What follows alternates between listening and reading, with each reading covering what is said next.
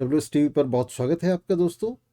अमेरिकी प्रोफेसर ग्रोवर फर की नई किताब प्रकाशित हुई है, Trotsky's comment on conspiracy, the case of Osep Petnitsky. Vladimir Bobrov के साथ मिलकर लिखी ग्रोवर फर की ये किताब दरअसल झूठ का पुलिंदा है। इस किताब को ग्रोवर फर ने कॉमेंटन नेता ओसेप पेटनिट्स्की पर कालिख पोतने और हत्यारे जोसेफ स्टालिन के बचाव पर केंद्रित किया। हमारे लिए इस किताब का महत्व सिर्फ इतना ही है कि इसके आईने में हम उस पादरी का दयनीय और हास्यास्पद चेहरा देख सकते हैं जो विज्ञान की तमाम खोजों के बावजूद आज भी इस जिद पर अड़ा हुआ है कि सूर्य सहित पूरा ब्रह्मांड धरती के ही चारों तरफ घूम रहा है, चूंकि बाइबल का ऐसा विश्वास है।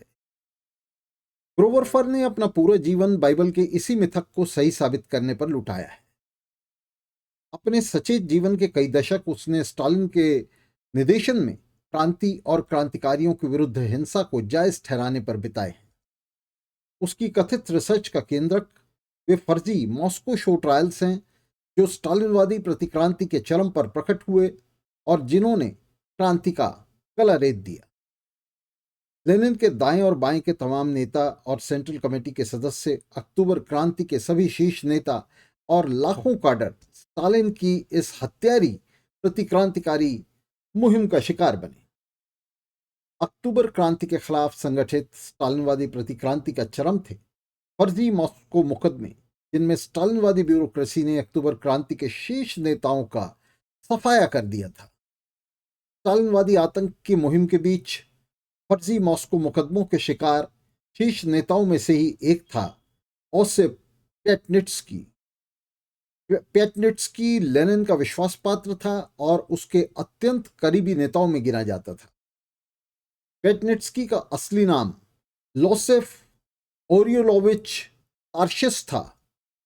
ओसेप पेटनिट्स्की उसका छद्म पार्टी नाम था जो उसने ज़ारशाही पुलिस से बचने के लिए रख लिया था। पेटनिट्स्की 1899 में क्रांतिकारी आंदोलन से जुड़ा था और 1903 में आरएसडीएलपी की पहली कांग्रेस के समय से ही पार्टी और क्रांति के साथ था। लेनिन के दौर में वह पार्टी और बाद में सोवियत राज्य और तीसरे कम्युनिस्ट इंटरनेशनल के नेतृत्वकारी निकायों में शीर्ष पदों पर रहा था। ज़ारशाही खुफिया पुलिस ओखराना ने उसे 1902, 1906 और 1914 में 3 बार गिरफ्तार किया था।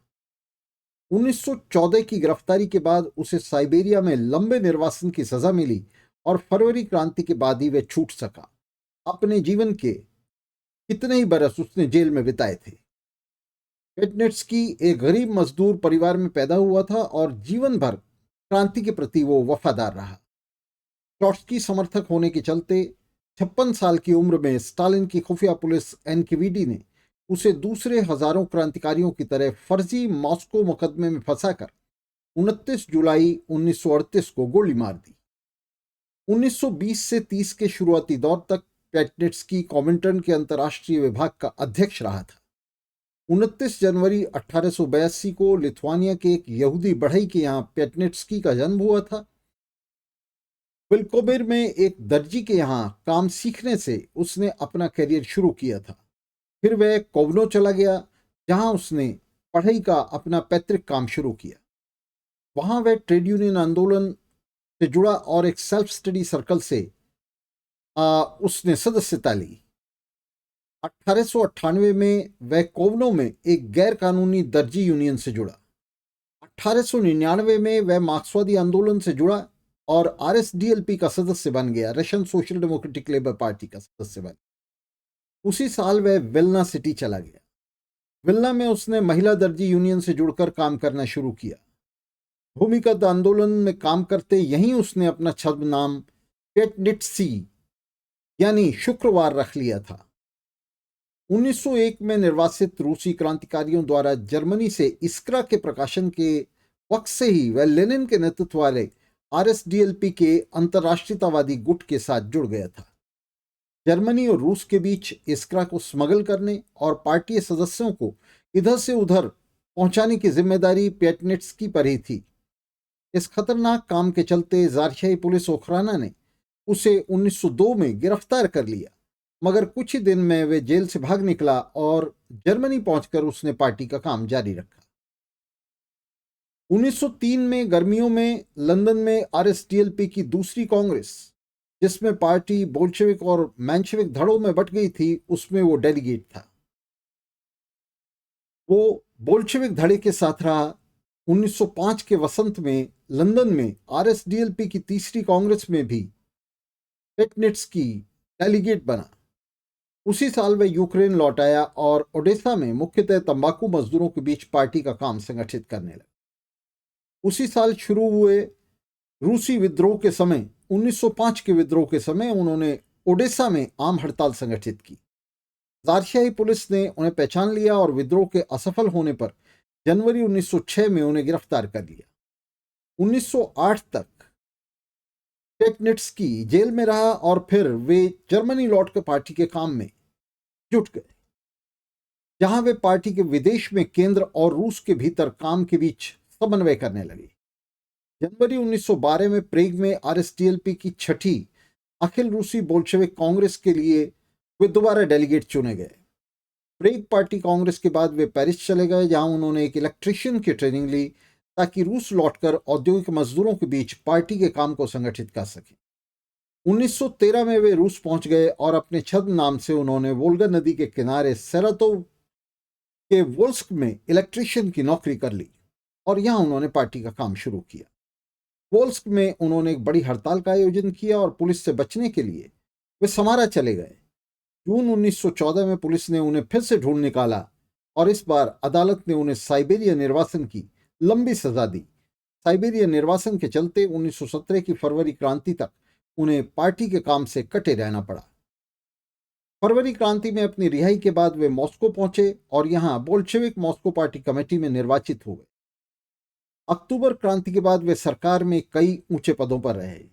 1919 में वे रेलवे मजदूर यूनियन के अध्यक्ष निर्वाचित हुए और 1920 में वे मॉस्को पार्टी कमेटी के अध्यक्ष बने।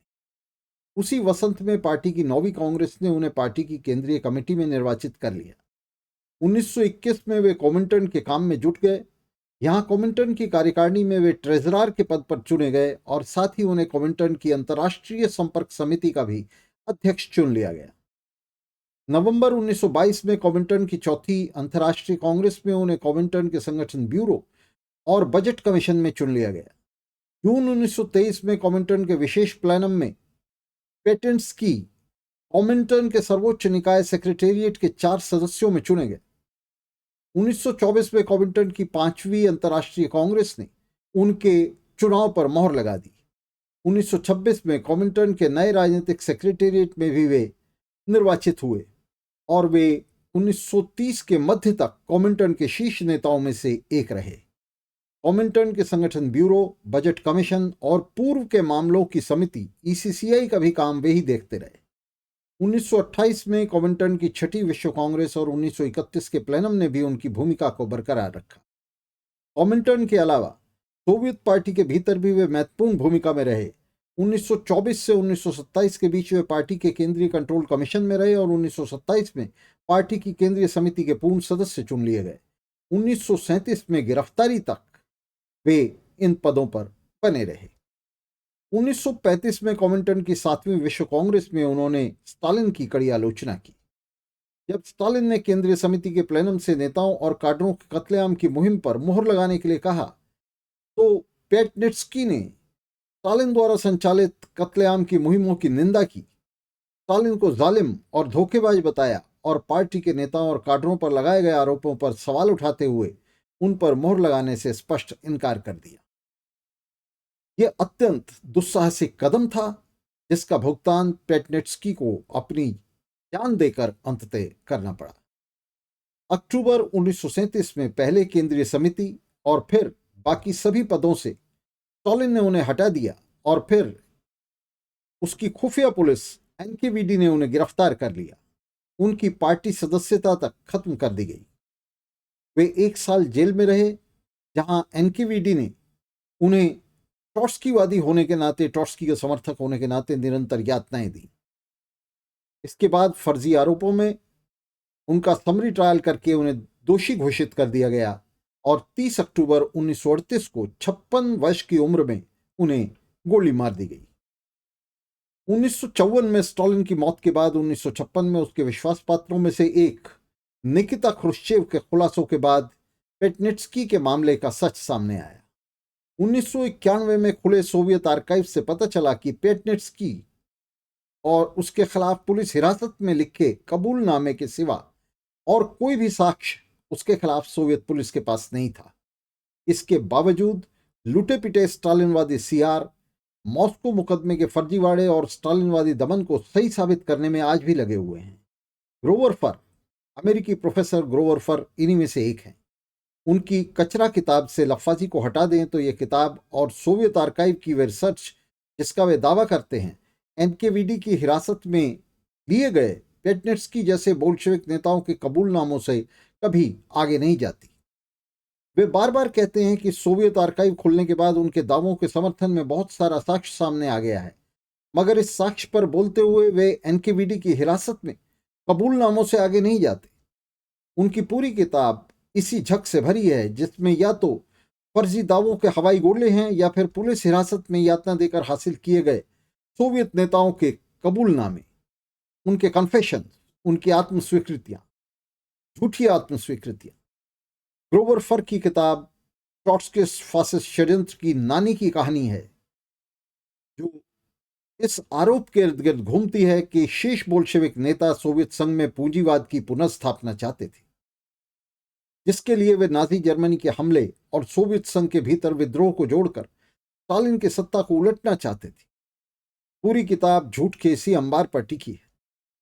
इस किताब में ग्रोवर फर ने अक्टूबर क्रांति के महानतम नेताओं पर फिर से कीचड़ उछाला है।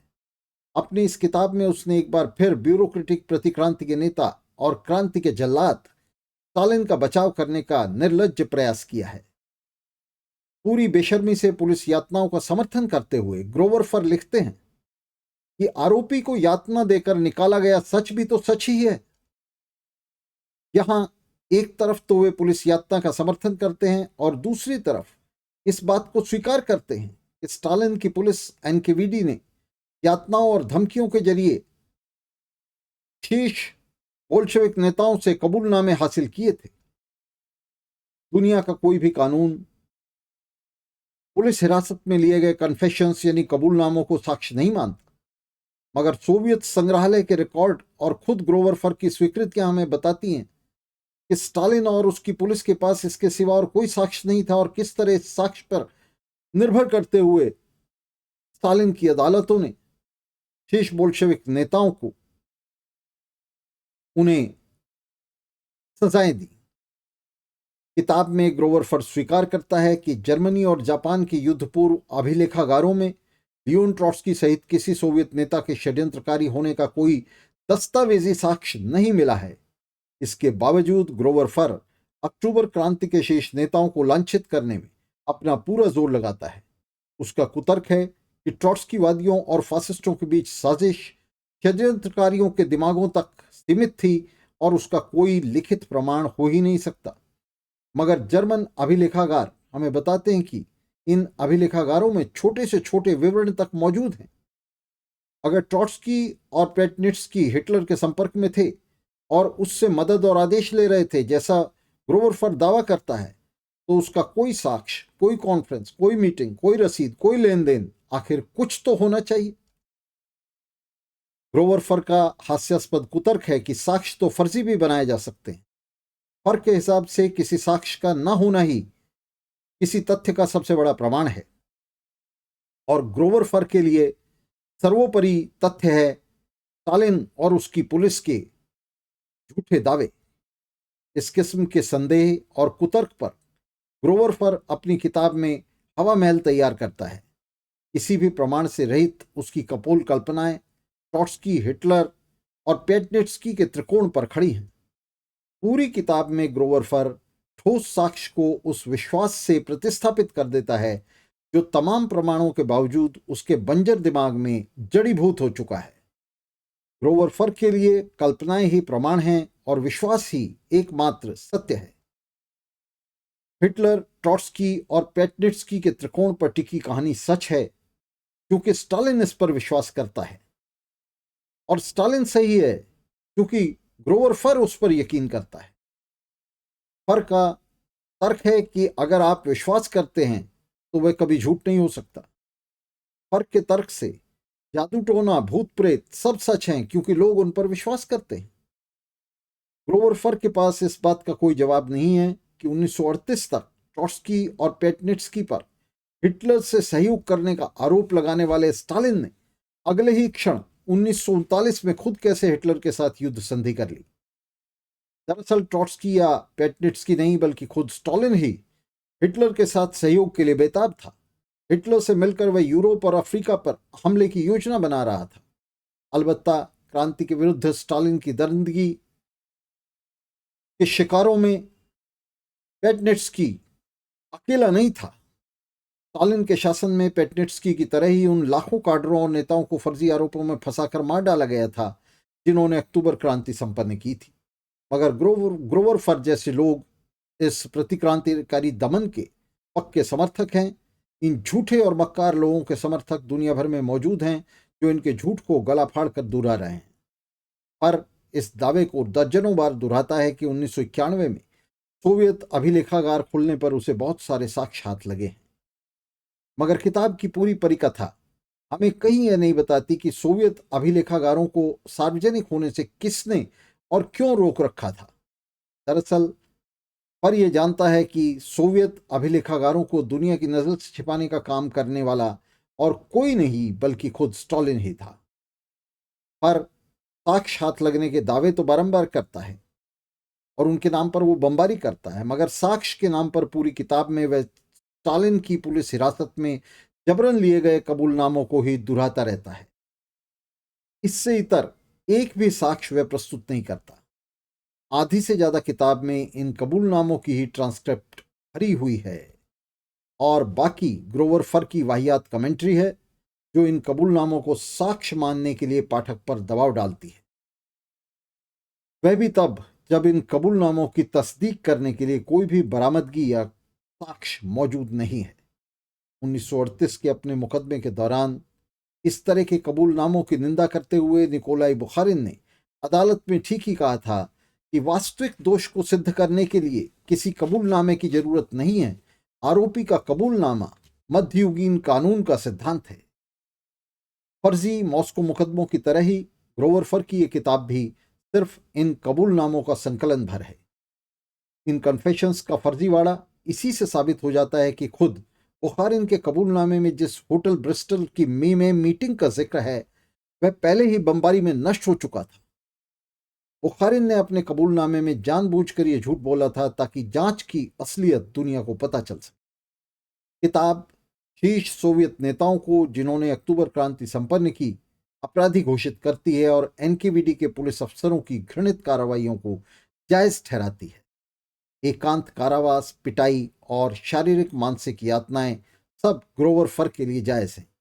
किताब का सबसे हास्यास्पद हिस्सा है निकोलाई येझोव का प्रसंग। स्टालिन के पुलिस चीफ येझोव पर निशाना साधते हुए फर लिखता है कि गिरफ्तार सोवियत नेताओं पर पुलिस हिरासत में दरिंदगी के लिए एनकेवीडी चीफ येझोव जिम्मेदार था, जो अपनी रिपोर्टों में स्टालिन को गुमराह कर रहा था। वह लिखता है कि हम जानते हैं कि किस तरह येझोव और उसके आदमियों ने यातनाएं देकर दसियों हजार लोगों से कबूलनामे लिए और फांसी दी। पर पुलिस हिरासत में बर्बरता को स्वीकार करता है, मगर साथ ही सोवियत नेताओं के कबूलनामों को भी सच्चा साक्ष्य मानता है। 1930 के दशक के वहशी दमन के लिए स्टालिन की जगह येझोव को दोषी ठहराकर ठग ग्रोवर फर दरअसल एक तरफ तो स्टालिन का बचाव कर रहा है और दूसरी तरफ इस दमन का शिकार बने सोवियत नेताओं को भी दोषी ठहरा रहा है। तीसरी तरफ वह बाद में स्टालिन द्वारा येझोव के सफाई को भी जायज ठहरा रहा है। मॉस्को मुकदमों की तरह इस किताब ने भी तथ्यों और झूठ को इस तरह मिला दिया है कि पाठक के लिए उन्हें अलग कर पाना संभव न रह जाए। मसलन ये सही है कि ट्रॉट्स्की और वाम विपक्ष के नेता एक जन विद्रोह के जरिए स्टालिन को सत्ता से हटाना चाहते थे, मगर यह गलत है कि इस उद्देश्य के लिए उन्होंने हिटलर या तोजो से हाथ मिलाया था। ट्रॉट्स्की या वाम विपक्ष स्टालिन को इसलिए नहीं हटाना चाहता था कि स्टालिन हिटलर से लड़ना चाहता था, बल्कि इसलिए हटाना चाहता था कि स्टालिन हिटलर के साथ युद्ध संधि का आकांक्षी था। ट्रॉट्स्की ने लिखा था कि पार्टी और सेना के शीर्ष नेतृत्व को दमन में नष्ट कर देने के बाद स्टालिन के पास हिटलर के सामने घुटने टेकने के अलावा और कोई रास्ता शेष नहीं रह जाएगा। यही हुआ। ट्रॉट्स्की की इस भविष्यवाणी के कुछ ही हफ्तों में स्टालिन ने हिटलर के साथ अगस्त 1939 में युद्ध संधि कर ली और उससे मिलकर पोलैंड पर हमला कर दिया। 1941 में सोवियत संघ पर हिटलर के हमले तक 2 साल स्टालिन हिटलर से दोस्ती की अफीम चाटकर सोता रहा। इस दोस्ती को पक्का करने के लिए स्टालिन ने जर्मनी में छिपे सोवियत एजेंटों की लिस्ट भी हिटलर को सौंप दी। इस सोवियत जर्मन युद्ध संधि का मैक्सिको से विरोध कर रहे ट्रॉट्स्की पर स्टालिन और हिटलर की खुफिया पुलिस ने मिलकर हमला किया और दूसरे घातक हमले में सितंबर 1940 में उसकी हत्या कर दी। ट्रॉट्स्की और पेटनिट्स्की पर जर्मन एजेंट होने का आरोप लगाते हुए ग्रोवर फर ये सब भूल जाता है। वह यह भी भूल जाता है कि मॉस्को मुकदमे 1938 तक खत्म हो चुके थे। 1939 में दुनिया यह देखकर दंग रह गई थी कि ट्रॉट्स्की और वाम विपक्ष पर हिटलर से सहयोग का आरोप लगाने वाले स्टालिन ने खुद हिटलर के साथ सैनिक सहयोग की संधि करके उसके साथ पोलैंड पर साझा हमला कर दिया था। स्टालिन ने तो हिटलर के साथ संधि से पहले ये झूठे आरोप लगाए थे, मगर अक्ल का अंधा ग्रोवर फर इसके 8 दशक बाद ये आरोप दोहरा रहा है, जब ये आरोप पूरी तरह बेपर्दा हो चुके हैं। फर की इस किताब ने ट्रॉट्स्की और पेटनिट्स्की जैसे क्रांतिकारियों की नहीं, बल्कि स्टालिन और ग्रोवर फर जैसे स्टालिनवादी सियारों के झूठ और दिवालिया चरित्र की कलई खोलकर रख दी है। ग्रोवर फर और उसके आराध्य स्टालिन पर लानत भेजते हुए आज के प्रसारण का अंत करते हैं। लाल सलाम दोस्तों, मिलते रहेंगे और इस संघर्ष को जारी रखेंगे।